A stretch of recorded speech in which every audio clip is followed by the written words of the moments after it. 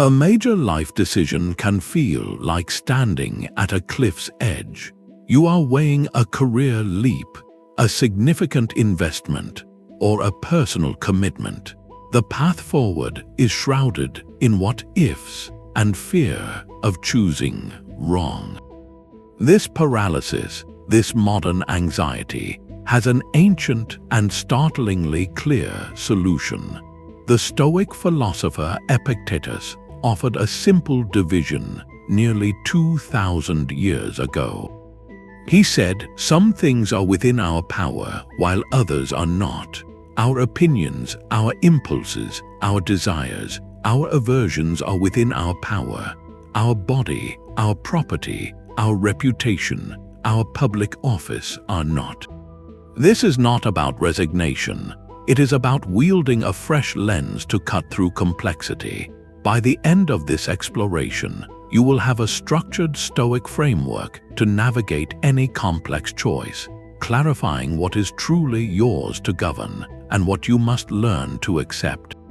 This method reduces anxiety and sharpens judgment. How do we stop fearing outcomes we cannot command? What does it mean to control only our choices in a world that demands results?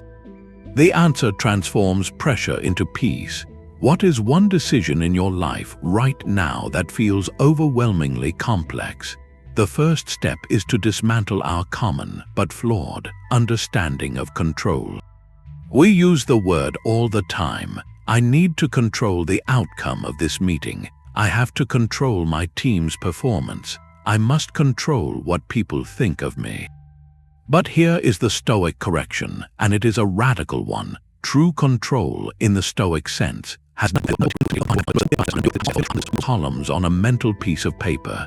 In the first, list every single element that is truly, directly up to you. Your preparation, your attitude, your analysis, your next small step. In the second, list everything that is not. The final outcome, other people's decisions, luck, timing, past events. Merely seeing these lists separated begins to drain the anxiety from the situation. It transfers your focus from the intimidating cloud of the unknown to the solid ground of your own agency. This is not giving up, it is the precise opposite. It is choosing to fight the battle you can actually win, the one for your own clarity and intention. What if, instead of fearing bad outcomes, you could systematically disarm them? The Stoics had a powerful tool for this exact purpose, a cognitive exercise called the Premeditatio Malorum, or the Premeditation of Evils. This is not about cultivating pessimism or expecting the worst to happen. It is a deliberate, almost surgical rehearsal of potential difficulties to drain them of their emotional power before they ever occur.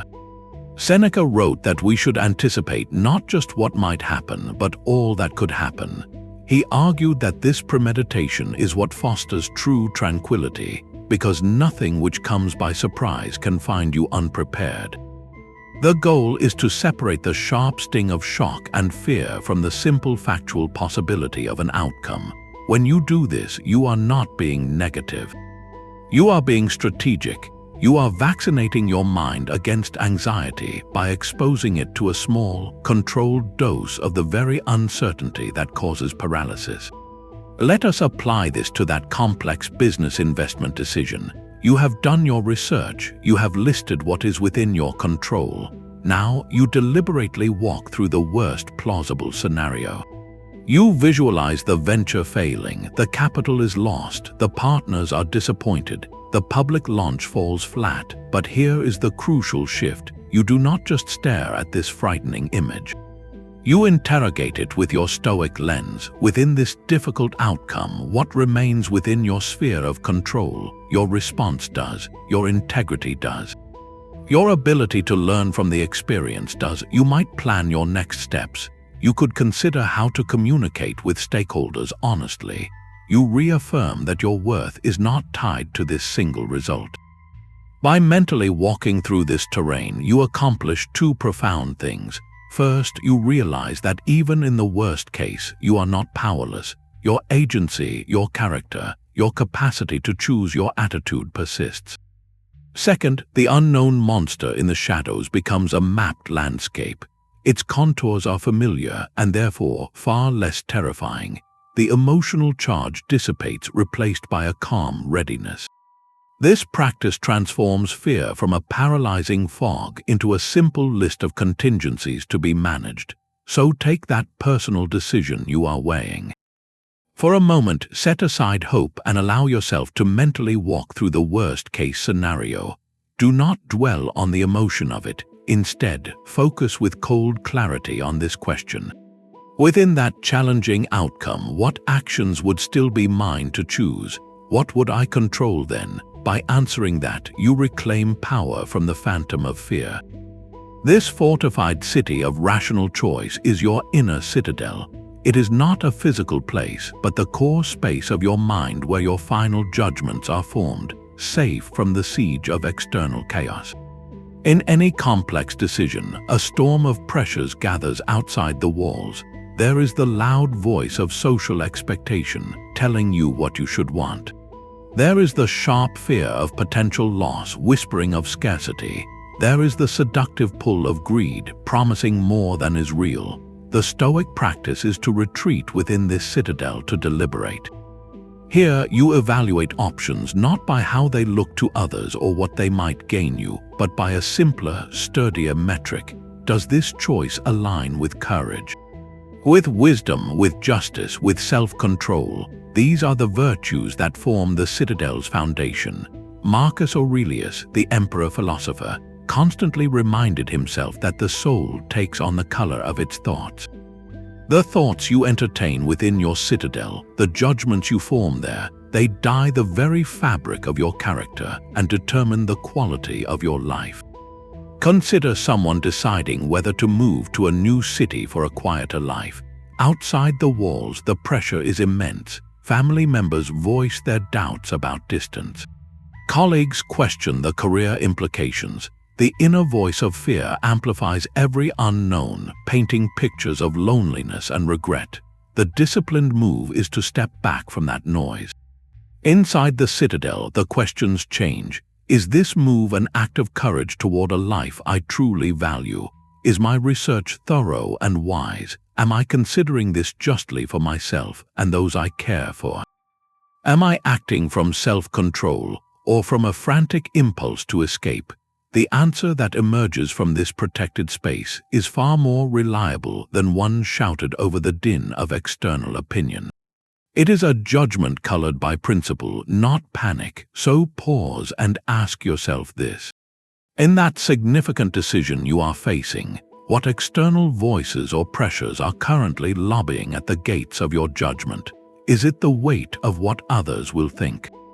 Is it the intoxicating lure of a reward that feels essential?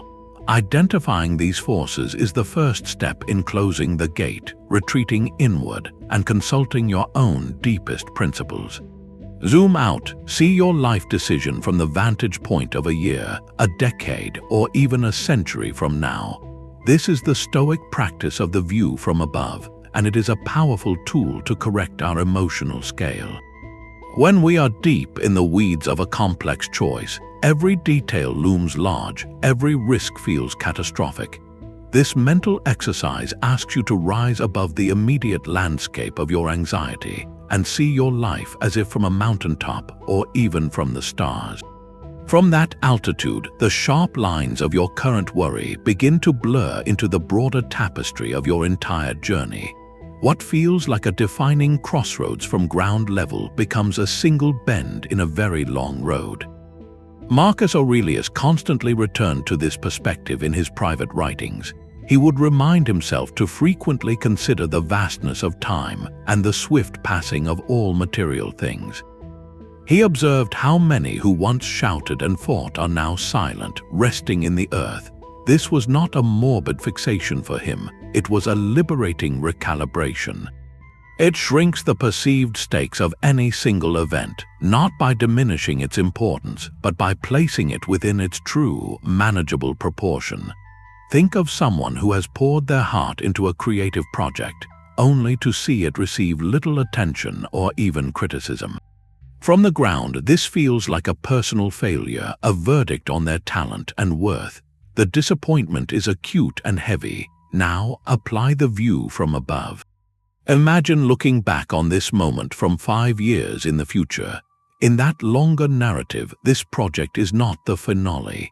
It is a chapter, perhaps the one where crucial lessons were learned about craft, about audience, about resilience. It becomes a point on a graph of growth, not the end of the line. From the cosmic perspective Marcus invoked, it is a brief event in the story of a human life, which is itself a brief event in the life of humanity, which is a flicker in the life of the cosmos. This does not make your efforts meaningless. It makes your anxiety about the outcome less absolute. It creates space for you to breathe and to choose your next move from a place of clarity, not panic. So take that significant decision you are holding. For a moment, close your eyes and project your consciousness forward. See yourself a decade from now, looking back on this very choice. From that future, wiser vantage point, what does this decision look like? How important do its details seem? What advice would that future self, who has lived through the outcome, give to you right now? Write that down. The act of writing solidifies this shifted perspective. It pulls you out of the suffocating closet of the present moment and into the open air of your whole life story. From there, you can see that while the path matters, no single step defines the entire journey. The Stoic method is not about indifference. It is about a profound, active acceptance called Amor Fati. This phrase, famously adopted by the philosopher Friedrich Nietzsche, translates to a love of one's fate. For our decisions, this is the ultimate step beyond simple acceptance. It is the radical practice of embracing whatever result occurs as the necessary raw material for your own growth. This transforms the entire equation of choice. You are no longer a gambler hoping for a lucky roll. You become an artist who knows that any pigment offered can be used to create something of meaning. The goal shifts from controlling an outcome to extracting value from whatever outcome arrives. This is the polar opposite of passive resignation. Resignation sighs and endures. Amor Fati looks directly at the result, even the difficult one, and asks with genuine curiosity, what can I build with this? What strength does this reveal? What does this make possible that comfort could not? Marcus Aurelius reflected on this constantly. He wrote, "A blazing fire makes flame and brightness out of everything that is thrown into it." Your will is like that. It can transform any obstacle into fuel, any event into an occasion for virtue. The obstacle itself becomes the way forward. Consider an entrepreneur whose venture did not succeed as hoped.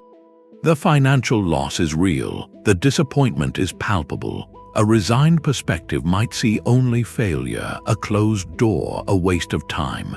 The perspective of Amor Fati sees something entirely different. It sees a masterclass in resilience that no business school could provide. It sees a deep, practical education in cash flow, team dynamics, and market realities.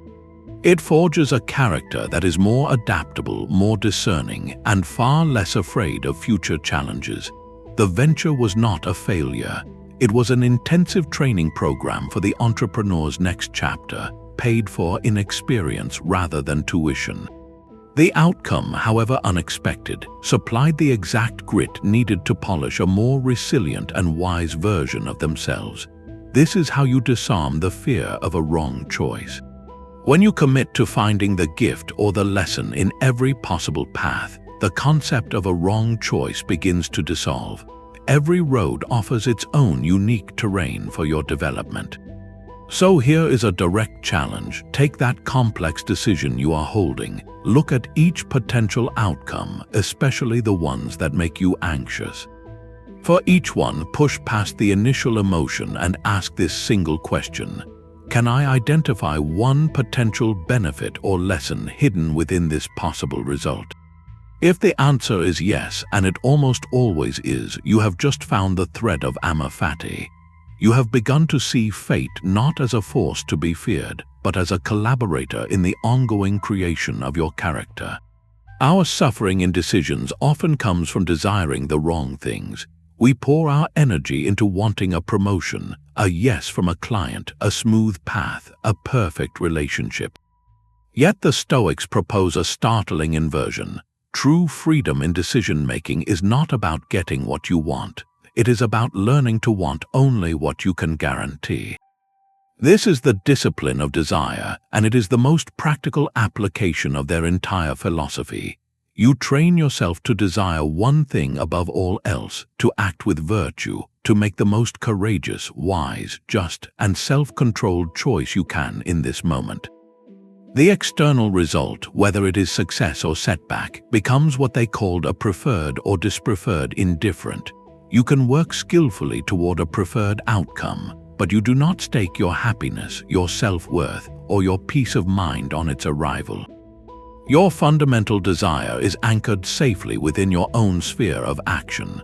Epictetus put it with typical force: do not seek for things to happen as you wish, but wish for things to happen as they do, and your life will go smoothly. This is not a call for passive approval of every circumstance. It is an instruction to align your deepest wants with the flow of reality, to want the strength and clarity to handle whatever reality presents. Your desire is for your own excellent performance, not for a standing ovation.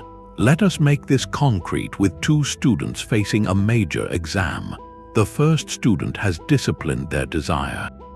They want to study diligently, to understand the material deeply, to enter the exam hall calm and prepared.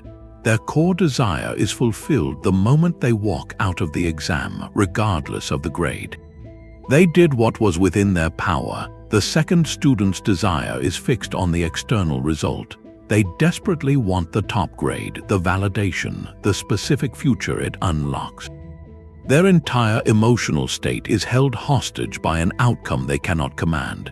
The anxiety is paralyzing, and if the grade falls short, they feel not just disappointment, but a profound sense of personal failure. The first student built an internal fortress. The second built a house of cards on a windy beach. This discipline reframes every complex choice. You are not deciding in order to secure a specific future. You are deciding in order to express your character. The promotion, the investment return, the relationship milestone, these are preferred outcomes you navigate toward.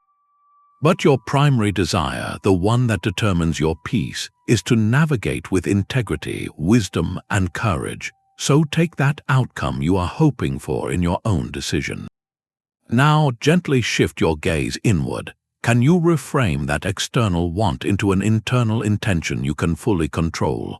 If you want a successful business deal, your disciplined desire becomes to negotiate honestly, to prepare thoroughly, to communicate clearly.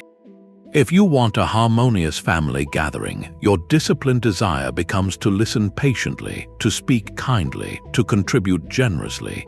You release your grip on the reaction of others and tighten your focus on the quality of your own actions. This is how you detach from anxiety. You are no longer a beggar pleading with the universe for a specific coin. You become an artisan, and your desire is simply to craft your next move with skill. The value is in the craftsmanship itself, and that is something no external outcome can ever take from you. But what if the universe itself is not a chaotic accident, but a partner in your decision? This is the Stoic concept of Providence, and it fundamentally reshapes how we interpret any outcome. The ancient Stoics saw the cosmos not as a random collection of events, but as a single, rational, interconnected system. They called this the logos, a divine reason or natural order woven through all things. Marcus Aurelius wrote to himself, "Everything harmonizes with me which is harmonious to you, O universe. Nothing for me is too early or too late, which is in due time for you." This is not a religious statement in a conventional sense, but a philosophical observation about interconnectedness. It suggests that every event, even the difficult ones, are threads in a larger fabric we cannot fully see from our limited vantage point. When you adopt this lens, a setback is no longer a meaningless slap from a chaotic world. It becomes a redirecting signal, a test of character, or a necessary step within a grander design you are helping to unfold. You are not a lonely sailor battling random storms. You are a crew member on a vast ship, learning to read the winds and currents of a purposeful journey. This perspective does not ask you to like every wave that hits the deck. It asks you to trust that the ocean itself has a direction, and that your skill in navigating it matters more than your preference for calm seas. Think of a narrative you might know from your own life or from someone close to you. A job application is rejected after a promising series of interviews. The immediate interpretation is one of personal failure, a closed door. Viewed through the lens of mere chance, it feels like a cruel roll of the dice. But through the Stoic lens of Providence, a different story can emerge. That rejection created an opening in your schedule and your attention. It freed you to say yes to a different opportunity that appeared weeks later, one that aligned more deeply with your skills and values. Or it forced a period of reflection that clarified what you truly wanted from your career path. The no was not a verdict on your worth. It was a piece of the universe's logistics, clearing the way for a yes that fit the larger pattern of your life. The burden of needing to control every single outcome lightens dramatically when you begin to suspect there is an intelligence in the process itself, one you are collaborating with, even in the struggle. So reflect on a past decision that felt like a failure or a disappointment at the time. Can you look back now and trace a thread from that event to a later benefit, a lesson learned, or a path you would have otherwise missed? That exercise is not about rewriting history with false positivity. It is about training your perception to see the potential for providence in the pattern of your life. It is about shifting from seeing yourself as a victim of randomness to seeing yourself as a participant in a meaningful, if often mysterious, unfolding story. There is a powerful, almost paradoxical instruction at the heart of Stoic action. Give your decision 100% effort while being 100% ready to accept a different result. This is not a contradiction. It is the practical engine of the entire method, and it is known as the reserve clause. You act with total commitment, yet you add a silent, mental asterisk to every plan. The phrase fate permitting is its simplest expression. This clause creates a psychological buffer that cleanly separates the quality of your effort, which you control, from the success of the endeavor, which you do not. It allows you to pour your entire being into the process without fusing your identity to the prize. Seneca wrote extensively about this attitude. He advised that we should undertake all our activities with a reservation, saying, "I will sail across the sea if nothing prevents me." He was not being superstitious. He was building resilience into his very intention. The reservation acknowledges reality. It says, "I will do my part with excellence, and I understand that the final tapestry is woven by more hands than just my own."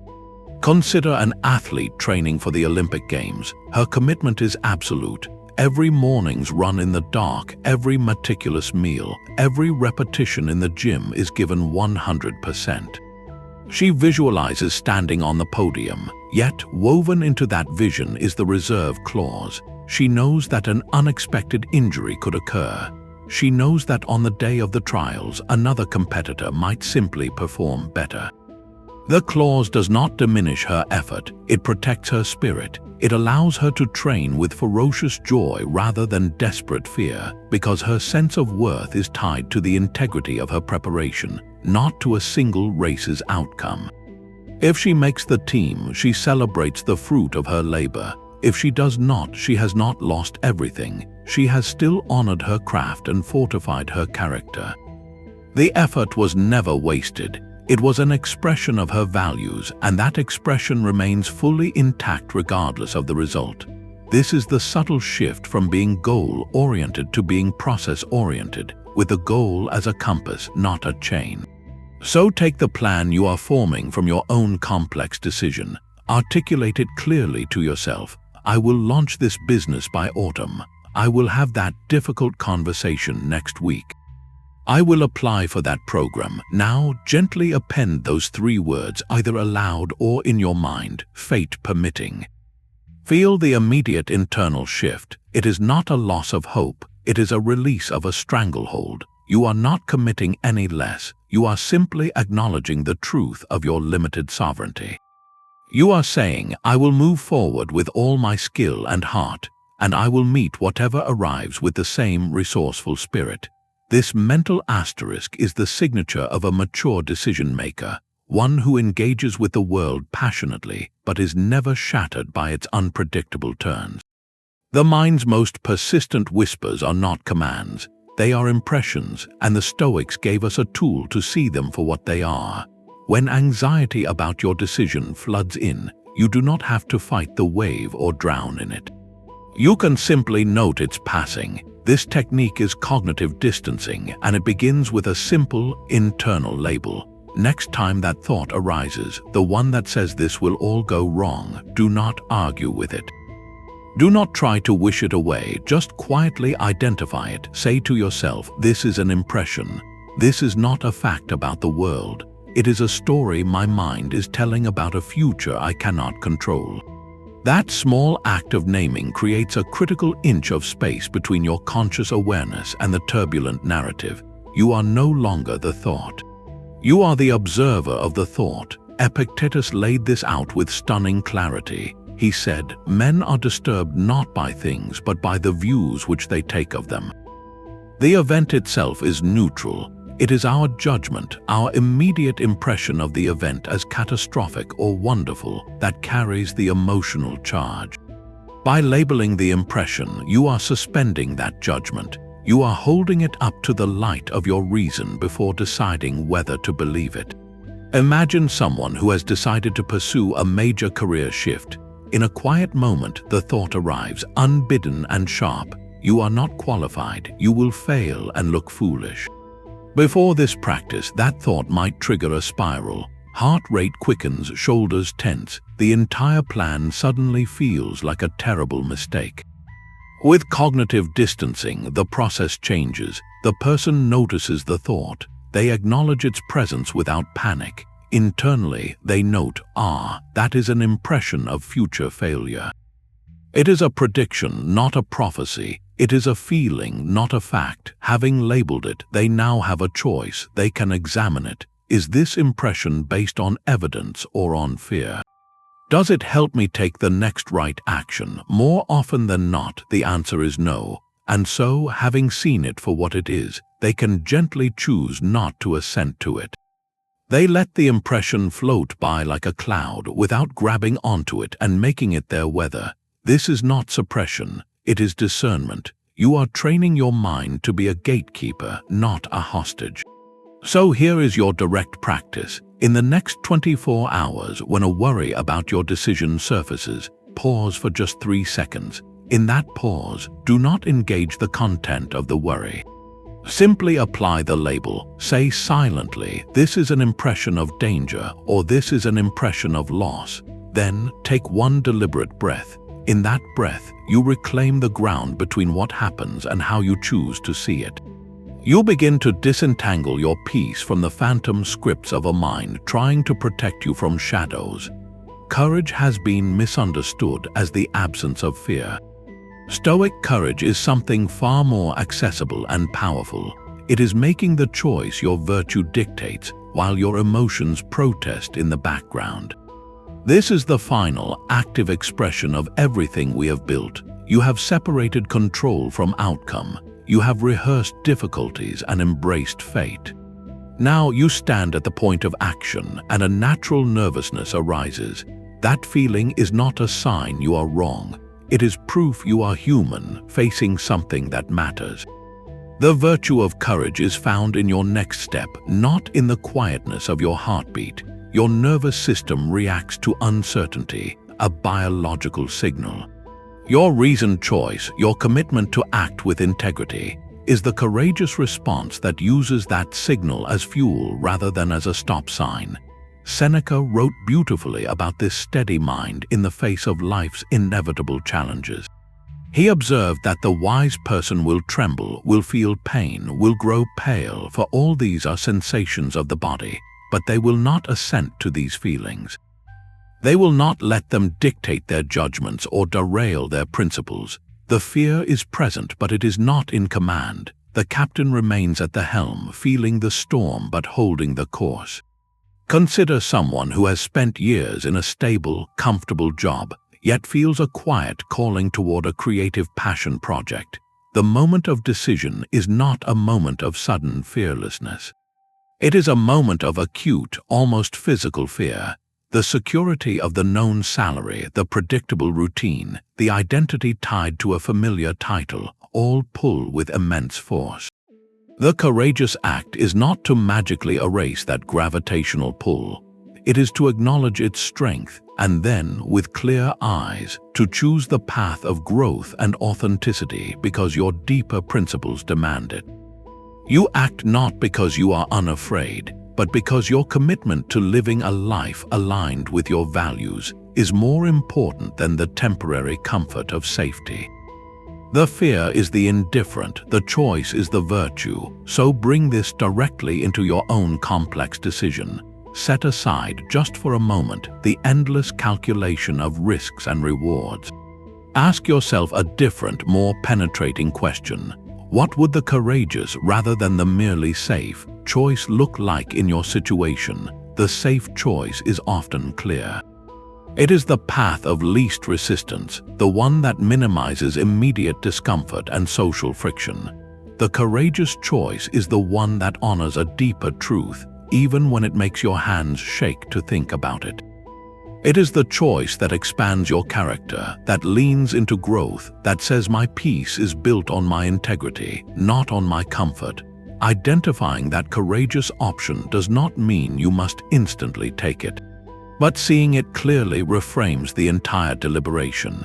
It is no longer a cold analysis of pros and cons. It becomes a question of who you wish to be in this chapter of your story. Will you be the person who chose safety or the person who chose courage? The answer to that question, more than any spreadsheet or prediction, will point you toward the decision that you can look back on with genuine peace, regardless of how the external chips may fall. The most resilient ship is not built in calm waters. To become outcome resilient, practice being uncomfortable on purpose. This sounds counterintuitive, almost perverse. Why would we seek out hardship when life provides plenty on its own? The Stoics, particularly teachers like Musonius Rufus, argued this was the core of mental training. He taught that just as athletes must endure strain to strengthen their bodies, we must practice with small difficulties to fortify our souls against life's larger blows. This is not masochism. It is a deliberate rehearsal, teaching your inner self a fundamental truth, that your well-being and peace are not hostages to perfect external conditions. You are proving to yourself through direct experience that you can handle more than you think. Seneca echoed this, writing that we should periodically adopt a lifestyle of plain living and voluntary hardship to remind ourselves that a happy life is not a soft one. The goal is to drain discomfort of its power to shock or derail you. When a major decision leads to an outcome that is difficult or lean, you will not be encountering that terrain for the first time. You will have already walked similar, smaller paths by choice, and you will know the way. The practices are simple and entirely within your control. It could be taking a cold shower for the final minute of your morning routine. It might be choosing to walk instead of drive for a short errand, even when the weather is less than ideal. It could be skipping a habitual luxury, like that afternoon snack or streaming show, and sitting with the minor sense of lack instead of immediately filling it. In that moment, you are not punishing yourself. You are conducting a vital experiment. You are observing the sensation of wanting something and consciously deciding not to grasp for it. You are noticing that the feeling of discomfort arises, peaks, and then passes without causing any real damage to your core. You are building a muscle memory for acceptance. When a business deal falls through, that disappointment is a larger, more complex version of that same feeling. When a personal effort is met with criticism, that sting is familiar territory. Because you have trained in small, voluntary ways, your soul does not panic. It recognizes the sensation and knows from practice how to breathe through it and keep its footing. The setback becomes a managed event, not a personal catastrophe. So here is a direct challenge for you this week. Choose one small, voluntary discomfort. Make it something safe, manageable, but genuinely slightly unpleasant. Commit to it not as a punishment, but as a training session for your future self. When you feel the resistance rise, pause and observe it. This is the feeling of things not going my preferred way, and I am choosing it, I am surviving it, and I am remaining whole. That practiced realization is the unshakable foundation for facing any complex decision's outcome with steady eyes and a calm heart. Your decision's impact ripples far beyond your own life. Does your deliberation weigh only personal benefit, or does it also honor your duty to others? This is the Stoic virtue of justice, and it transforms a self-centered calculation into a map of your interconnected world. Justice for the Stoics was not merely about following laws. It was about recognizing your role within the larger human community and choosing actions that contribute to the common good. This virtue introduces a clarifying, higher criterion into any complex choice, one that cuts through the fog of pure self-interest. Marcus Aurelius constantly reminded himself of this broader responsibility. He wrote, "What brings no benefit to the hive brings none to the bee." Your reasoned choice, your sphere of control, is not a private island. It is a piece of a continent. When you exercise your agency, you are also fulfilling a role as a family member, a colleague, a citizen, a neighbor. To act justly is to consider how your decision honors or neglects these bonds. It asks you to expand your framework beyond what is good for me, to include what is fair for us. Consider a leader facing a difficult restructuring decision. The narrow, self-interested framework focuses solely on the immediate bottom line, on shareholder returns, on personal career advancement. A just framework rooted in Stoic duty broadens the view dramatically. It asks, how will this affect the well-being of my employees and their families? What is my duty to the customers who rely on our service? What impact will this have on the local community where our business operates? The leader's sphere of control remains the same. They still must make a tough call. But the quality of the deliberation shifts. The just action is not necessarily the one that avoids all hardship, but it is the one taken with a sincere effort to minimize harm and distribute burdens fairly, to communicate with honesty, and to provide support where possible. This does not guarantee a popular outcome, but it does guarantee an action taken with integrity, one that strengthens the social fabric you are part of, rather than tearing it for short-term gain. So take the decision you are holding, pull out a fresh piece of paper or open a new note on your device. This time, do not list pros and cons. Instead, list every single person, group, or community your choice will touch. Your immediate family, your colleagues or employees, your clients or customers, your friends, your local neighborhood, even future generations, depending on the scale of your choice. Next to each, write a single sentence. What would a fair, considerate, and contributive action toward this person or group look like? You are not promising to make everyone happy, an impossible task. You are mapping the landscape of your duty. This exercise often reveals a clear path, one that aligns your personal integrity with your social role. When you choose from this expanded sense of justice, you are not losing control. You are exercising the most profound control of all, the choice to act as a responsible part of a greater whole. The anxiety of a purely self-centered decision begins to fade, replaced by the steadier ground of principled action. The outcome lies in the future. Your power exists only in the present action.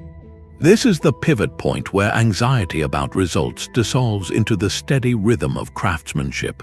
The Stoics directed our gaze away from the distant horizon of what might be, and onto the ground directly beneath our feet, onto the single task that is ours to do right now. This is the art of contentment with the present duty, and it is the most practical engine for progress in any complex endeavor. When you are consumed by whether your decision will succeed or fail, you are borrowing trouble from a time that does not yet exist. You are paying interest on a debt you may never owe. The Stoic correction is to cease financing that anxiety and to invest your entire capital of attention into the quality of the work you can perform in this very hour. Mastery and a deep, quiet peace are found not in the applause at the end, but in the complete immersion in the note you are playing right now. The final result becomes almost a byproduct, a natural outgrowth of a series of well-executed present moments. Seneca captured this with elegant precision. He wrote, "The greatest obstacle to living is expectancy, which hangs upon tomorrow and loses today. You are arranging what lies in fortune's control and abandoning what lies in yours." That expectancy, that fixation on the future outcome, is the thief of your present power and your present peace. It has you arranging imaginary scenarios in a realm you cannot command, while the tools in your hands lie unused. The writer who sits down to work provides the perfect illustration. If her mind is crowded with thoughts of the book's future reception, the critics' reviews, the sales figures, and the weight of comparison to other authors, the page before her becomes a terrifying void. Every sentence feels like a potential failure. The anxiety is paralyzing, but if she practices the Stoic art, she makes a different choice. She silences the noise of tomorrow. Her entire world shrinks purposefully and powerfully to the dimensions of her desk and the next paragraph she intends to write. Her duty is not to write a best-selling book. Her duty is to write the truest, clearest, most honest sentence she can in this moment, then the next one, then the one after that. She focuses solely on the craft, on the choice of each word, on the flow of each idea. The quality of her attention elevates the quality of her work. The future book is no longer a monster to be feared, but a mosaic being assembled, one carefully placed tile at a time. Her contentment is found in the feel of the tile in her hand and the satisfaction of setting it well. This principle translates to every complex decision you are facing. The promotion you want, the relationship you are mending, the project you are launching, these are all future mosaics. Your anxiety stems from staring at the empty wall where the finished picture should go. The art is to look down at your workbench. What is the one tile you can shape and place today? That is your present duty. It is the only thing that is ever truly yours to control. So here is your direct instruction. Pause your deliberation about the grand, intimidating outcome. Set it aside physically if you can. Close the document, put away the spreadsheet. Ask yourself this single question with ruthless simplicity. What is the one next fully controllable step in this process? It must be something you can start and finish with your own effort, without needing permission, a specific result, or cooperation from the outside world. It might be to draft the first paragraph of a proposal. It might be to research one specific piece of critical information. It might be to have a 15-minute clarifying conversation with one person. Identify that step. Now, for the next hour or the next 25 minutes, commit to performing that duty with absolute excellence. Pour your entire focus into it as if nothing else in the world exists. Do not do it for the outcome. Do it for the integrity of the action itself. In that focused state, you will find a strange and powerful contentment. You are no longer a gambler waiting for the wheel to spin. You are an artisan at your bench, and the simple act of skilled work is its own profound reward. Your mind has been trained since childhood to label events. This is good, that is bad. A promotion is good, a rejection is bad. Profit is good, loss is bad. This binary system feels instinctive, but it is the source of immense suffering in our decisions. The Stoics propose a radical, liberating upgrade to this mental software. They introduced a third category, neither good nor bad, called the indifferents. External outcomes, all of them, belong here. Your wealth, your reputation, your health, your social status, even the success or failure of your most cherished project, these are classed as indifferents. Why? Because they are not within your complete command, and therefore, they cannot be the source of your genuine good or evil. The only true good is the excellence of your character, your virtue. The only true evil is its corruption, your vice. Everything else is simply material. Epictetus put this distinction with stunning clarity. He said, "It is not things that disturb people, but their judgments about things." For example, death is nothing terrible, or else it would have seemed so to Socrates. But the terror consists in our judgment that death is terrible. He goes further, stating that things themselves are indifferent, but the use we make of them is not indifferent.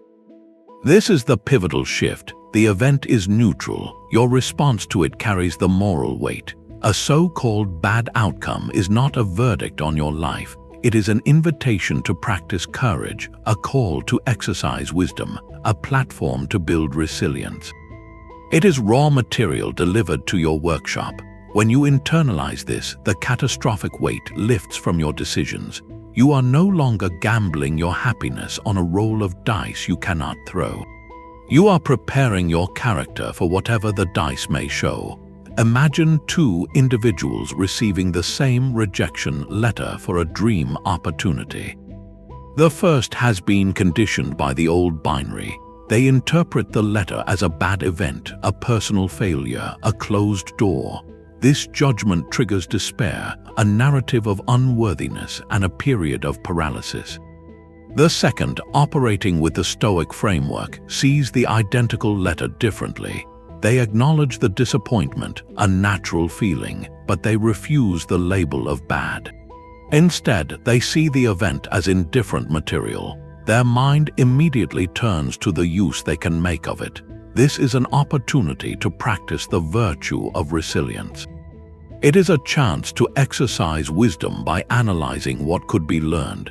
It is a test of temperance to manage disappointment without being consumed by it. The event is the same. The quality of the two lives moving forward from that moment will be profoundly different. One is diminished by a story they told themselves. The other is strengthened by the virtues they chose to employ. Your decision carries less fear when every possible path leads not to good or bad, but to different kinds of training. So take a moment with this. Bring to mind the specific outcome you fear most in your current complex choice. Now, consciously strip it of the label bad. See it simply as a set of circumstances, a collection of facts. Then, ask this transformative question. If this outcome occurred, which virtues would it give me the most potent opportunity to practice? Would it be a masterclass in courage, in facing the difficulty with dignity? Would it demand great wisdom to navigate the new landscape skillfully? Would it require justice to treat others fairly even in disappointment, or temperance to manage my desires and emotions with balance? Write those virtues down. You are not wishing for this outcome. You are intellectually disarming it. You are translating a phantom of fear into a curriculum for character. When every possible result becomes a classroom, you stop being a victim of fortune and start becoming a student of life itself. Emotion clouds the dichotomy. Logic illuminates it. The entire Stoic method rests on this foundation of clear, disciplined reasoning. It is not a philosophy of suppressing feelings, but of refusing to let those feelings steer the ship. Your initial reaction to a complex choice, the gut pull of fear or the flush of excitement, is simply data. The reasoned choice is what you build after analyzing that data with the tools of wisdom. The ancient Stoics, particularly founders like Zeno and Chrysippus, were logicians at heart. They saw philosophy as a system for living well, and logic was the framework that held that system upright. For them, a life lived by impulse was a life lived in error. A life guided by reasoned choice, aligned with nature and virtue, was the path to flourishing. This means your decision-making process must become methodical, almost like a scientist conducting an experiment on the best path forward. You are not chasing a feeling. You are solving for integrity. Start by taking the classic pro and con list and upgrading it with Stoic criteria. Do not just list things you want versus things you fear. Create 2 columns but label them differently. One column is for factors that align with virtue, with wisdom, with justice, with courage. The other is for factors that merely align with pleasure, comfort, convenience, or external validation. This immediately filters out the noise. For instance, imagine you are considering a major purchase, like a new vehicle. The impulsive, emotion-driven list might highlight the thrill of the new model, the status you believe it conveys, the immediate gratification of owning it. A Stoic logical brief would ask different questions. Does this purchase align with wisdom, given my actual financial means and transportation needs? Does it reflect justice, considering my responsibilities to my family or community? Is it an act of courage or of fear, perhaps a fear of appearing less successful? The purchase itself is an indifferent. The reasoning behind it is where your character is revealed. The logical next step is to then overlay your dichotomy of control onto this brief. For every single factor you have listed, from cost to utility to social perception, you must categorize it. Is this element within my complete control, or is it not? The final price is negotiable to a point, but market forces are not. My need for reliable transport is a fact, but the admiration of my neighbors is entirely their own judgment.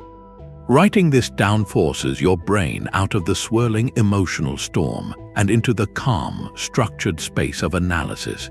You are no longer deciding based on a vague sense of wanting. You are deciding based on a clear map of what is true, what is right, and what is actually yours to command. So your task is this. For the decision you are weighing, set aside 10 minutes of quiet. Write a logical brief at the top of a page, then draw a line down the center. On one side, list every factor you can think of. Then, next to each one, write just one of 2 words. Controllable or uncontrollable. The simple act of categorization is an act of reclaiming power. It moves the entire process from the heart's chaotic whispers to the mind's orderly light. Acceptance is not surrender to a force greater than you. It is the conscious redirection of your own will. This is the subtle but monumental shift that separates Stoic resilience from mere resignation. When an uncontrollable outcome lands in your life, a project cancellation, a sudden change in plans, a door closing, you stand at a critical internal junction. You have one remaining domain of absolute sovereignty, your power of assent. You can choose to fight the reality with internal rebellion, weaving a story of victimhood and injustice. Or you can choose to align your will with what is true. This alignment is not passive. It is a decisive, willed action, the ultimate exercise of the control you do possess over your own judgments.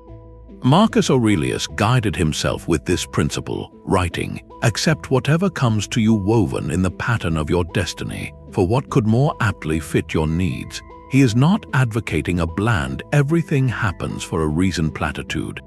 He is instructing himself in a discipline to actively choose to see each event, especially the difficult ones, as the necessary material for his own growth. This acceptance is the virtue of courage applied to your interior world.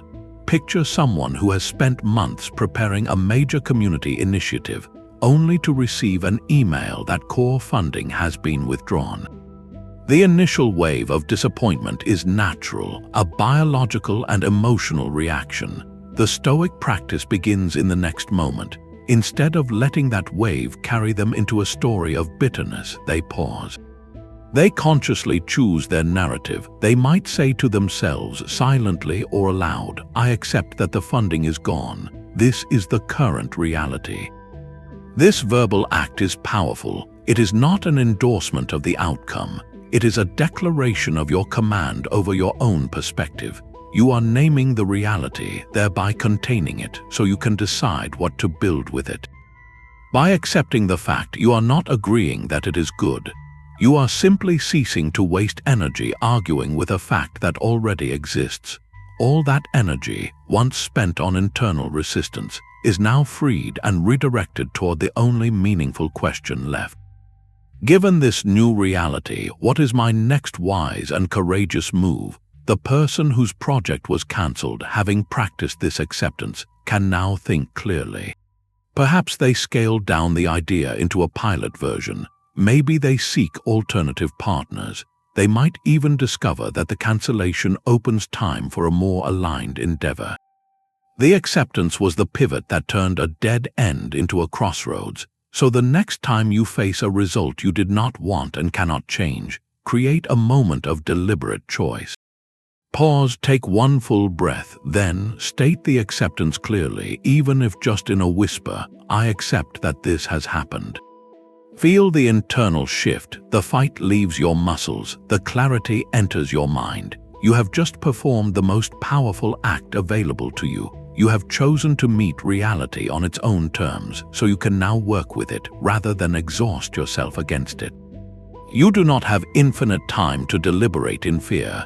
This gentle truth, the Stoic practice of Memento Mori, is not a dark obsession with endings. It is a clarifying lens for your choices, a way to measure what truly matters against the undeniable fact of life's finitude. The philosopher Seneca wrote with piercing clarity on this. He said, "It is not that we have a short time to live, but that we waste a great deal of it." He argued that life is long enough if you know how to use it, but we let much of it slip away, lost to indecision, worry over things not in our power, and procrastination on what is essential. When you bring the awareness of life's brevity into your decision-making, it performs a simple, powerful function. It asks you, in the face of this limit, is dreading uncontrollable outcomes a worthy use of your brief and precious attention? The anxiety that paralyzes you often assumes an endless tomorrow for second guesses and do-overs. Memento Mori removes that false assumption. It does not tell you to act recklessly. It tells you to act meaningfully, to weigh your choices not against an infinite horizon of worry, but against the finite canvas of a life being lived now. Consider someone who has long dreamed of writing a book. They have done the research, they feel the calling, but they are frozen by the potential outcomes. What if it is not good enough? What if no one reads it? What if it is criticized? These are all fears about distant, uncertain results in a future they may not even have. The meditation on mortality shifts the ground. It asks, if your time is limited, is the possibility of criticism more important than the certainty of leaving your story untold? It moves the person from an endless cycle of what-if analysis to a committed, present-moment action. The decision is no longer about guaranteeing a literary legacy. It becomes about honoring the urge to create today, because today is the only time you are ever promised to do so. The quality of the effort becomes the point, not the reception it might receive in some imagined tomorrow. This perspective drains the weight from many of our most agonizing choices. So pause and ask yourself this direct question. If you knew your time was genuinely limited, would this decision, or your fear of its potential outcomes, feel as heavy? The likely answer is that the imagined stakes shrink, and the true stake, which is how you choose to spend your irreplaceable hours, comes sharply into focus. Mortality does not make our choices insignificant. It makes them urgent in the best sense, urging us to spend our time on what is within our control, on acts of courage, creation, and connection, rather than investing it in the speculative futures we cannot command. The Stoics had a North Star for decisions, the figure of the sage. This is the ultimate model of a human being operating with flawless reason and unshakable tranquility. Someone who in every moment perfectly distinguishes what is theirs to command from what is not. To be clear, the Stoics themselves considered the sage to be an exceedingly rare ideal, perhaps never fully realized, yet this ideal was not meant to discourage us. Its purpose is to provide an unwavering direction for our own growth, a clear picture of what it looks like to live entirely by principle, free from the turbulent pull of misplaced desires and fears. When we are tangled in a complex choice, we can use this ideal as a guiding question. Not what would the sage do, for their circumstances are never identical to ours, but what would the sage's intention be here? What would their fundamental aim be, rooted in wisdom and virtue? This shifts our focus from mimicking an external action to cultivating an internal compass aligned with that highest standard. Ancient teachings often describe the wise person's state as one of harmony, moving through the world with a consistent and peaceful mind because their good is found entirely within their own reasoned choices. They are like a skilled sailor who cannot control the wind, but who can always adjust the sails with excellence. You can bring this model into your own deliberation as a form of mental consultation. When you feel stuck, pause and create a quiet space in your mind. Then ask, how would a perfectly wise and courageous version of me view this choice? How would that self, untroubled by anxiety over uncontrollable outcomes, frame the intention behind my next step? The answer that arises often cuts through the noise of social pressure and personal insecurity. It points toward the action that expresses integrity, not the one that merely seeks a specific result. For instance, someone agonizing over whether to confront a colleague about a recurring issue might be clouded by fear of conflict or desire for approval. Consulting their inner sage reframes the dilemma. The sage's intention would not be to win an argument or to be liked. It would be to communicate with honesty and justice for the health of the team, to act with the courage of clear speech, and to accept the colleague's reaction with equanimity. The core of the decision becomes about upholding those values which are fully within the person's control, rather than about managing an unpredictable response. This is the practical power of aiming at an ideal you may never fully reach. The target gives your arrow a true flight path, so take a moment with your own decision. Open a journal or a note and write a simple prompt at the top. What does my inner sage advise? Then, let yourself write a brief response in the voice of that calm, principled, and utterly resilient version of yourself. Do not edit for practicality or fear. Listen for the intention that aligns with courage, wisdom, justice, and self-control. That written reflection is not a fantasy. It is a map back to your own deepest agency, showing you the next step that separates true control from the illusion of commanding an outcome. Your sphere of control is a sovereign island, but it exists within a vast and interconnected ocean. This is the final, humbling layer of the Stoic method, the understanding of interdependence. Your reasoned choice is yours alone, a brushstroke you place with absolute authority. Yet the final painting, the outcome you experience, is a collaboration with countless other artists, with the canvas itself, and with the very laws of physics and time. You control your input into the system, but the system's output is a co-creation.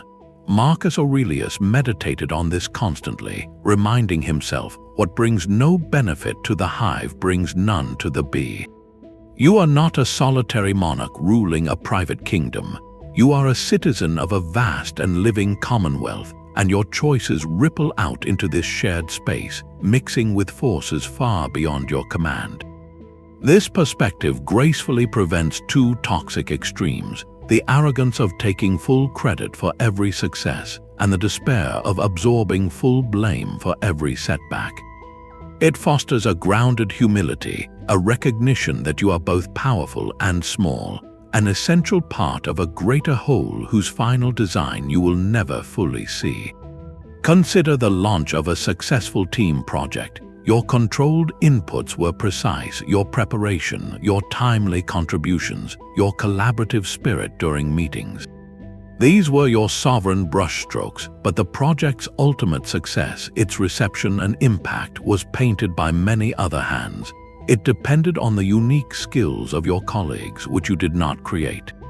It was shaped by a shift in market timing you could not have engineered alone. It was lifted by a client's internal need that arose from their own separate journey. To claim the outcome as solely your masterpiece is to ignore the symphony you played just one part in.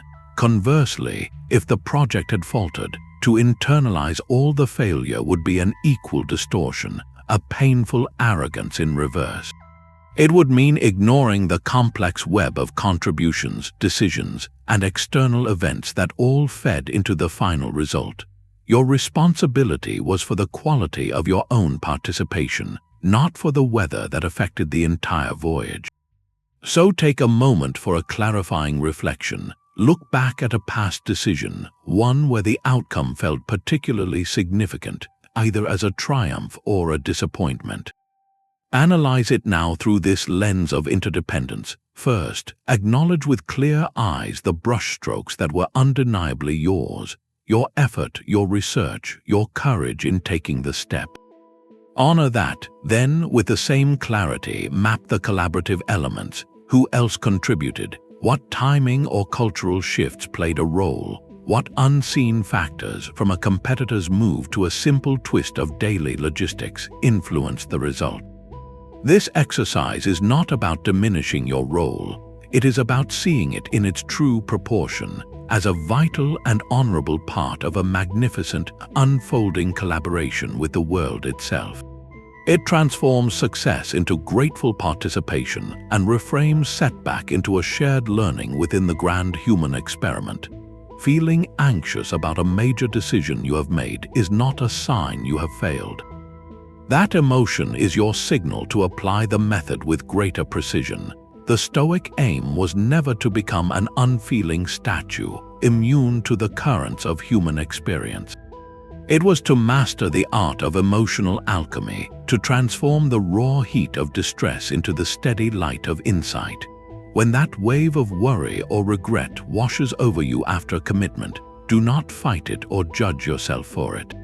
Recognize it as a prompt, an alert from your own system that your attention may have drifted from what is truly yours to command.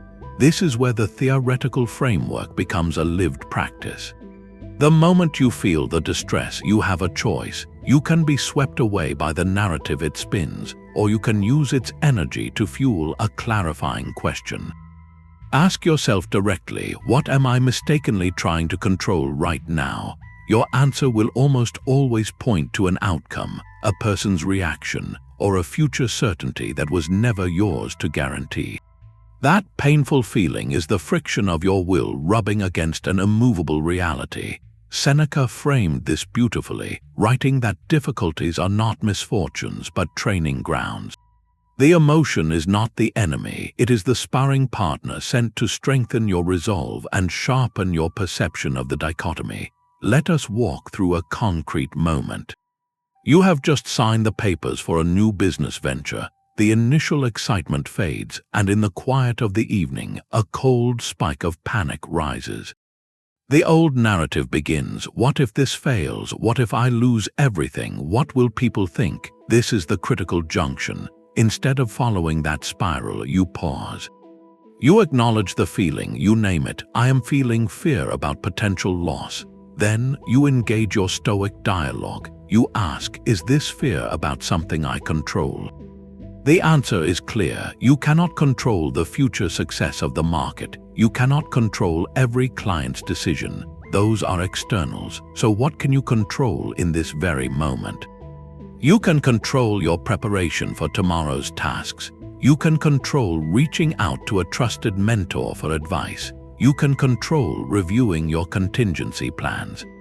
The panic, when questioned, reveals its source, your temporary attachment to an uncontrollable outcome. By identifying that, you drain its power and redirect your energy to the solid ground of your own agency. The distress is alchemized. It is no longer a paralyzing fog, but a precise indicator on your internal dashboard, pointing you back to your sphere of influence. So create a simple script for yourself, a mental anchor for the next time emotion rises. When I feel overwhelmed about this decision, I will pause and ask, is this distress about something I control?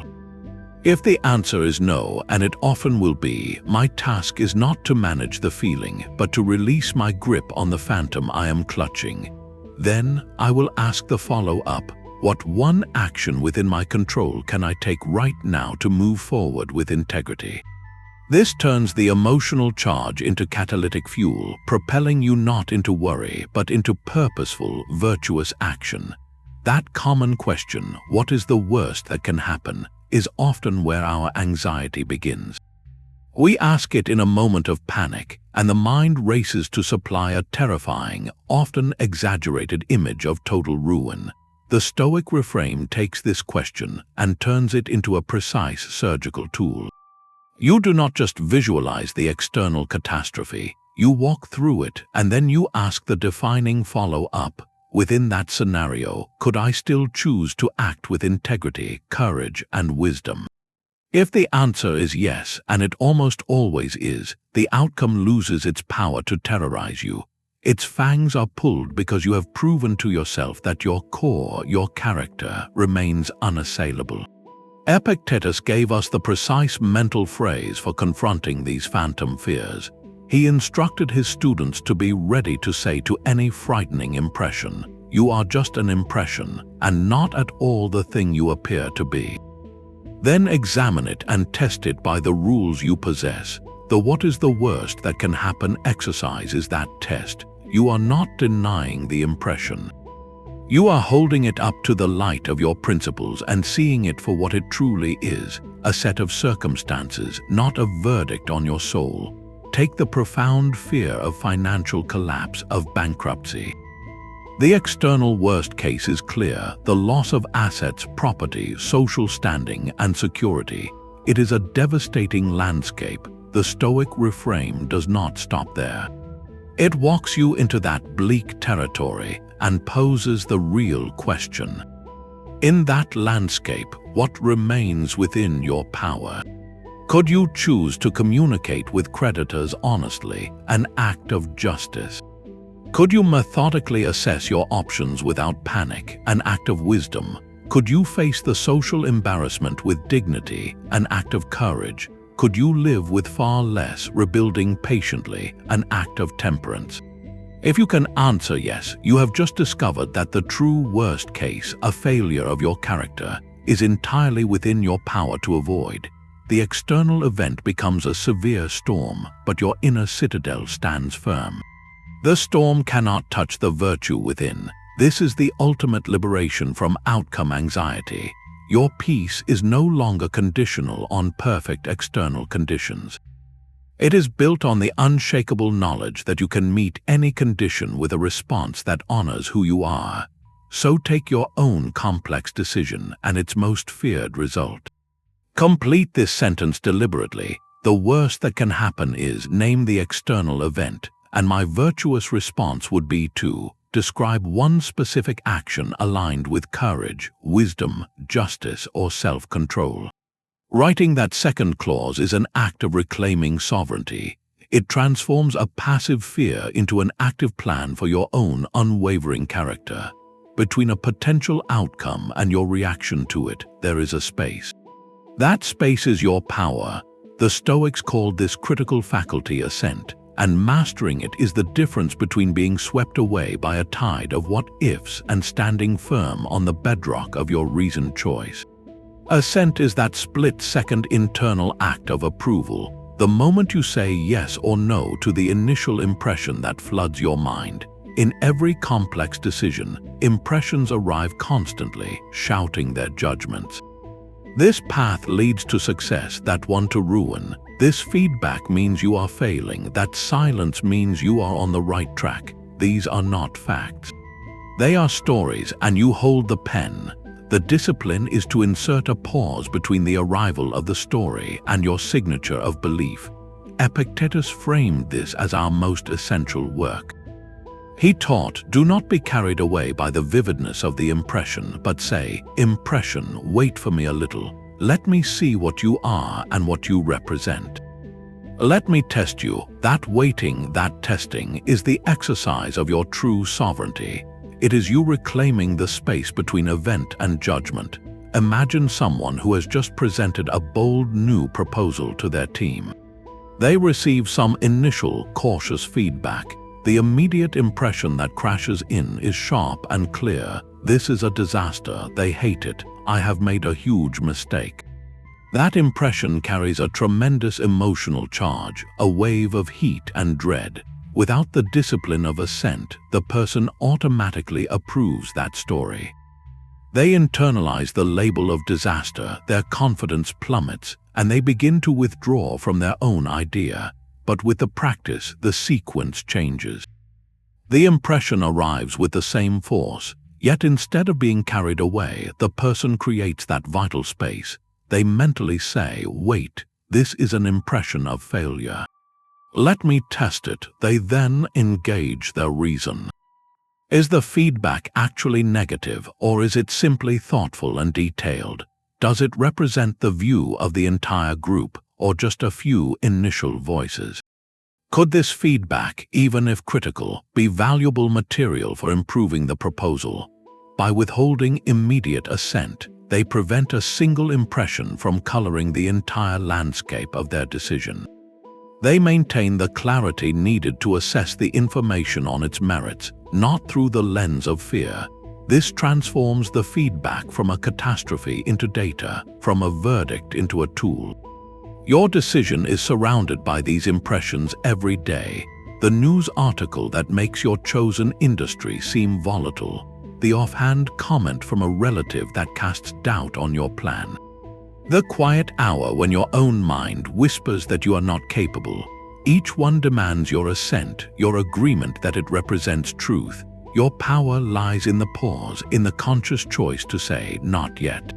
I will examine this first, so here is a direct and practical challenge. For the next 24 hours, declare a personal moratorium on judging the possible outcomes of your decision. Do not label any potential result as definitively good or bad. When your mind leaps to declare that a certain path would be wonderful or terrible, gently notice the thought. Acknowledge it as an impression seeking your approval and consciously withhold your assent. Simply observe it. This does not mean you stop planning or analyzing. It means you strip the emotional labels from the scenarios, viewing them as neutral sets of circumstances. You might write them down as plain statements. If I take this path, one possible set of circumstances includes these challenges and these opportunities. By removing the charged words, you drain the phantom futures of their power to manipulate your present. You are training your most critical muscle, the one that governs the space between what happens and the story you tell yourself about what it means. In that space, your freedom resides. What if you have been measuring the wrong result all along? We pour our energy into evaluating our choices by what they produce in the world, the promotion, the profit, the relationship status. But the Stoics propose a radical recalibration of success. From their perspective, the most significant outcome of any complex decision is not the external circumstance it creates, but the internal character it forges. This is the long game they invite us to play. Every choice, especially the difficult ones under pressure, is a training session for your soul, an opportunity to practice and strengthen the four cardinal virtues: wisdom, courage, justice, and temperance. While the worldly result may be taken from you by fortune, the resilience and integrity you build in the process become permanent possessions, etched into the very fabric of who you are. This is the only outcome that is entirely within your command and of truly lasting value. Marcus Aurelius returned to this idea often in his private writings, noting that the soul takes on the color of its thoughts. Every judgment you make, every action you take, dyes your inner world a little deeper. Over a lifetime, these choices create the indelible hue of your character. Consider two individuals facing the same professional setback. Perhaps a project they championed is unexpectedly cancelled. The first person measures the results solely in external terms. They see only loss, a blow to their reputation, a wasted effort. Their focus is on winning and losing, and since they have lost, they become bitter, resentful, and withdrawn. Their internal narrative is one of victimhood. The second person, operating with this Stoic lens, measures the result differently. They acknowledge the external disappointment, but their primary focus is on the internal outcome. How will they respond? They choose to act with courage by accepting the news with dignity. They exercise justice by communicating the decision fairly to their team. They apply wisdom by analyzing what can be learned. They practice temperance by managing their frustration without lashing out. The external event is identical for both. But the character outcomes could not be more different. One person leaves the situation with their soul dyed a little darker by resentment. The other leaves with their soul strengthened, its colors of resilience and principle more vibrant. Years later, the cancelled project will be a forgotten footnote. The character built in that moment, however, will inform every future challenge they face. So pause and ask yourself this clarifying question, one that shifts the entire goal of your deliberation. Regardless of the external result, what kind of person do you want this decision to help you become? Do you want it to make you more courageous, more discerning, more fair, more self-possessed? When you frame the choice this way, the anxiety about uncontrollable outcomes begins to fade. You are no longer a gambler at a roulette wheel. You are a sculptor in a studio, and every decision is a strike of the chisel. The final shape of the statue is not the point. The quality of your craftsmanship, the strength in your wrist, the clarity of your vision, these are the true outcomes that remain with you long after the dust has settled. Complex decisions feel simpler when you remove everything that does not matter to a Stoic. This is not about having fewer options, but about seeing past the clutter of imagined necessities that cloud our judgment. We often approach a major choice with a tangled list of wants and worries, each one demanding consideration and control. The title, the salary, the office, the perceived prestige, the fear of what friends will say, the anxiety over maintaining a certain lifestyle. Stoic Essentialism asks you to perform a ruthless decluttering of this list. What remains is not a bare minimum, but a clear maximum, the only things that hold genuine weight, virtue, and the exercise of your reason. Everything else is an indifferent, a variable you can mentally set aside because its attainment or loss does not touch your core good. Seneca wrote powerfully about this, observing that wealth and status are not the benefits we believe them to be, but heavy burdens to the soul.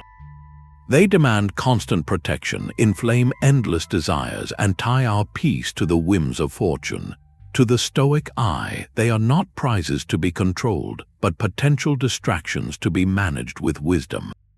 By stripping them away from the decision equation, you are not becoming passive, you are becoming powerfully focused. Imagine someone weighing two career paths. One offers a prestigious title and a significant salary increase, but involves work that feels misaligned and consumes all personal time. The other offers a more modest role, but in a field that feels deeply contributive and allows space for a balanced life. The non-essentialist mind gets stuck calculating the trade-offs, trying to control for both the external reward and the internal fulfillment, an impossible task. The Stoic simplification cuts through the noise. It asks one core question: which path allows me to best use my reason and contribute with justice while maintaining my peace and self-control? The prestige and the high salary are set aside as preferred indifferents. They are nice to have, but they are not the criteria for a good life. The core choice becomes clear, not between a good job and a bad one, but between a soul-burdening attachment and a soul-freeing alignment.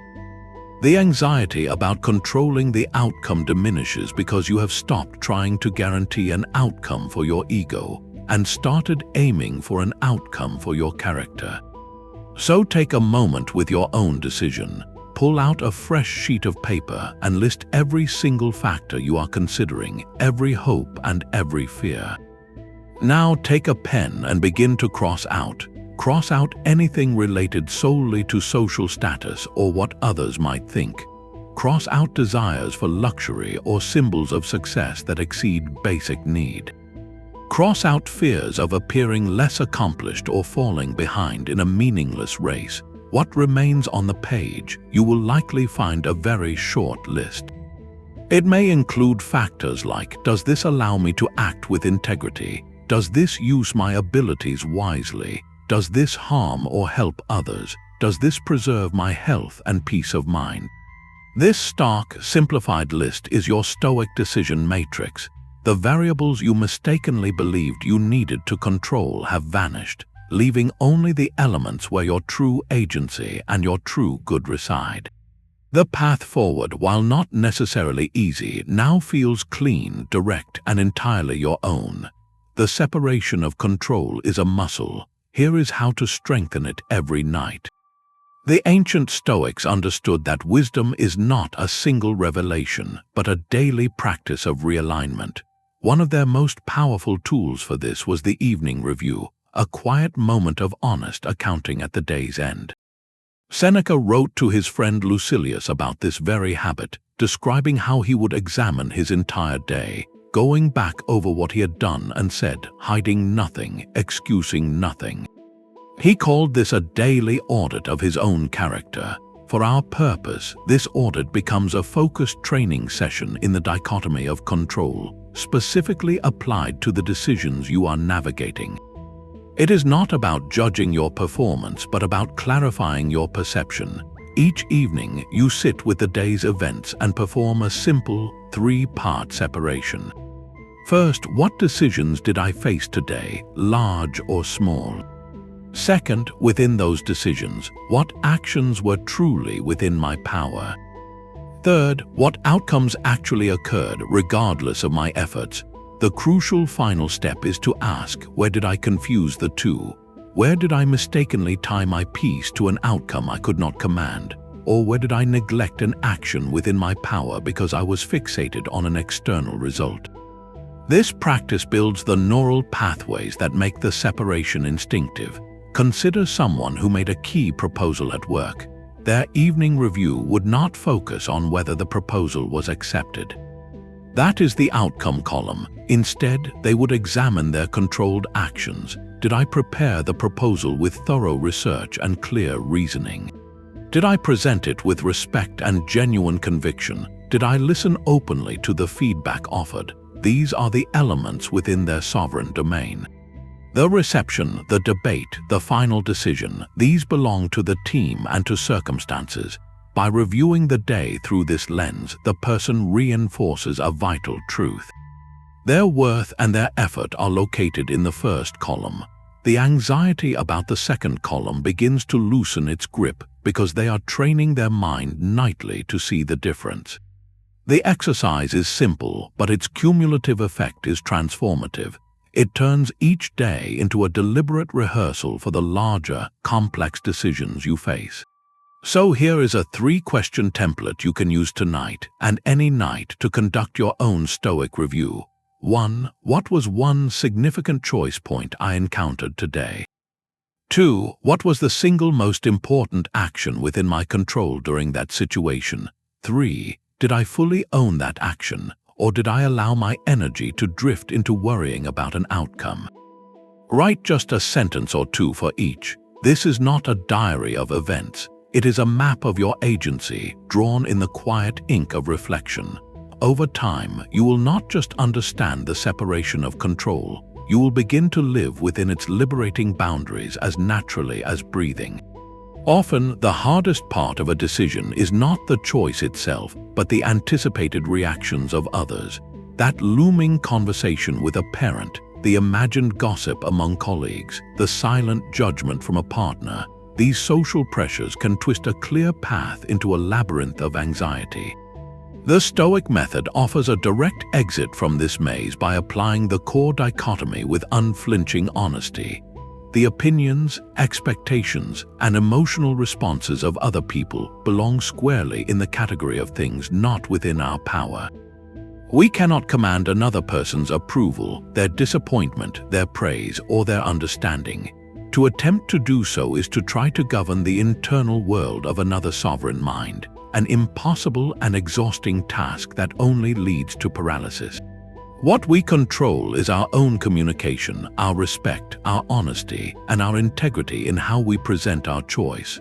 Our worth is not a currency traded for social validation. It is a foundation built from our own reasoned actions. Epictetus gave us the precise mental tool for this. He said, "Remember, it is not the person who insults you or strikes you that harms you, but the view you take of these things that they are harmful." The opinion itself is an external event, a set of words in the air. The harm only occurs if we internally assent to its truth and allow it to dictate our sense of self.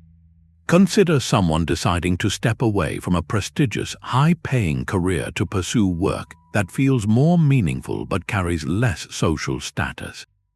The internal choice may be clear, but the social pressure is a thick wall. They imagine the family dinner, the inevitable question, "So how is the new job?"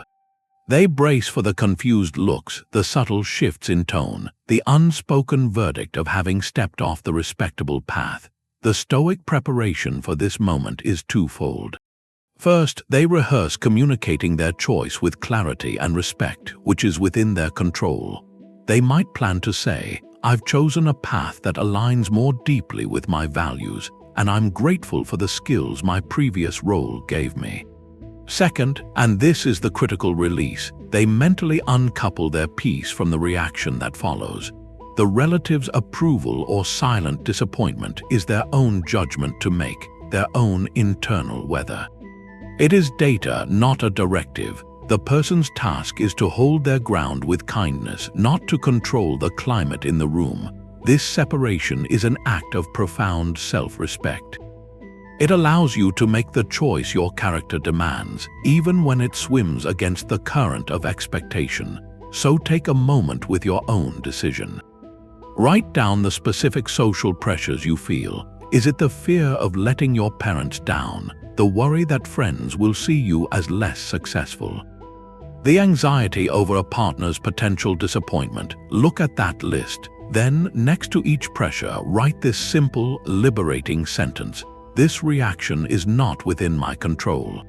The act of writing it does not make the people involved less important. It simply clarifies the boundary of your responsibility. You are responsible for your choice and your conduct. You are not responsible for managing the emotional world of every person your life touches. When you release that impossible burden, the path ahead, while perhaps still lonely, becomes astonishingly clear. You are free to walk it with your own integrity as your only required companion. Stoics are not against success. They are against the invisible chain of attachment to it. This is the subtle but critical distinction that unlocks a new level of freedom in every choice you make. The ancient teachers introduced a nuanced category called the preferred indifferent, and understanding it is the final piece in separating control from outcome with true mastery. Health, wealth, a good reputation, even the success of a cherished project, these are all preferred indifferents. The word indifferent sounds cold, but it is a technical term meaning it lies outside the realm of our ultimate good or evil. We can prefer them, we can wisely select them, we can work skillfully toward them, but we must never make our happiness or self-worth conditional upon securing them. Diogenes Laertius, in his summary of Stoic ethics, explained that while virtue is the sole good, things like health and wealth are to be taken if they do not hinder virtue and are therefore called preferred. They are like useful tools for a journey, but they are not the destination itself. The destination is always the integrity of your own character.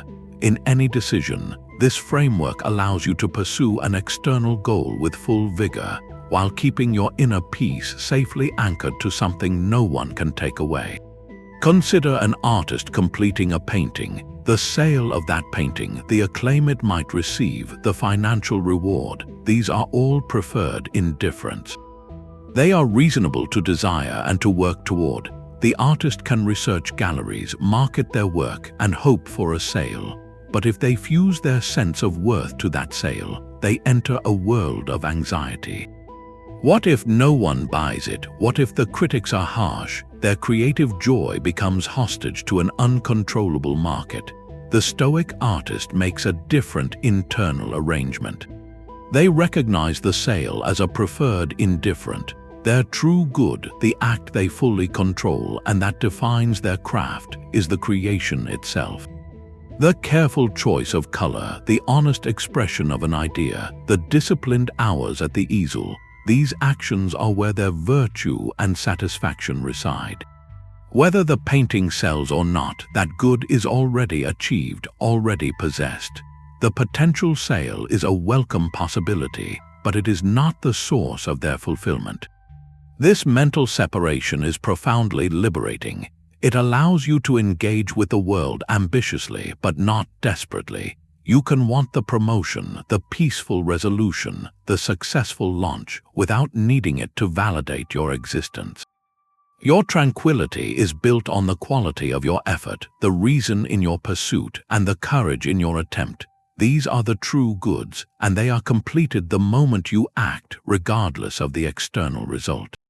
So bring this directly to your own complex decision. First, identify the clear preferred indifferent at its heart. What is the specific external outcome you are hoping for? Write it down. It might be securing the investment, finalizing the move, or receiving a particular answer. Label it honestly. This is my preferred indifferent. Then take a step deeper. Articulate the virtuous action, the true good that pursuing this path represents for you. Is it the courage to try something new? The wisdom to plan meticulously, the justice of creating something that serves others, the self-control to manage your resources well? Write that down as well. This exercise creates a clean internal contract. You are saying, I will pursue this preferred outcome with all my skill, but my worth and my peace are invested in the virtuous action, which is mine to complete right now. The outcome becomes a direction you sail toward, not the wind that fills or deflates your sails. You are the sailor, and your skill is the only good that the voyage itself can ever take from you. Knowledge becomes power when enacted. Let us create a ritual for your decision. Up to this point, we have explored the theory, the mental exercises, the philosophical distinctions. But wisdom lies in the space between understanding and action. A ritual bridges that gap. It is a deliberate, physical enactment of an internal principle, a way to move the Stoic method from the realm of thought into the world of your senses. By designing a simple ceremony for your complex choice, you are not performing magic. You are performing a profound act of self-governance, formally declaring what is yours to command and ceremonially releasing what is not. This practice transforms abstract clarity into lived experience. The ritual does not change the external situation. It changes your relationship to it, grounding your intention in a moment you can feel and remember. Think of an athlete who has a specific routine before a race. They tie their shoes in a particular order, they listen to a certain song, they visualize the track. This ritual does not guarantee victory. What it does is create a psychological container, a familiar space of focus and readiness that separates the quiet preparation from the explosive competition. Your Stoic decision ritual serves the same purpose. It creates a container that separates your sphere of control from the vast ocean of outcome. It marks the transition from deliberation to committed action. Here is a simple framework you can adapt. Find a quiet space for just 5 minutes. You might light a single candle, not for any mystical reason, but to signify the light of your own reason in the surrounding uncertainty. Sit comfortably, take out a piece of paper and a pen. At the top, write the decision you are facing in one clear sentence. Below, draw 2 columns. In the first, write my sphere of control. List every action, every intention, every attitude that is truly and directly yours. your preparation, your honesty, your courage to begin, your commitment to learning. In the second column, write the realm of outcome. List every result, every reaction, every external circumstance you cannot command. The final answer, the market's response, another person's choice, the timing of events. Now, read your sphere of control list aloud, slowly. As you speak each item, feel the solidity of it, the weight of your own agency. This is your domain. Then turn your attention to the candle flame. Look at your realm of outcome list. Acknowledge these items as possibilities, as whether patterns you will navigate but cannot control. And then, with a gentle breath, blow out the candle. In that act, you are not giving up. You are performing a physical release. You are symbolically letting go of the need to command that which was never yours to command. The smoke that rises is your attachment to a specific result, dissipating into the air. You are left in the quiet dark, anchored only to the list in your hand, to your own controlled intentions. This ritual, performed even once, etches the dichotomy into your nervous system.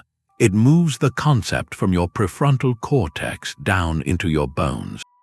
When anxiety about the decision later returns, you can recall the sensation of that moment, the feel of the paper, the sight of the flame going out, the solidity of your spoken intentions.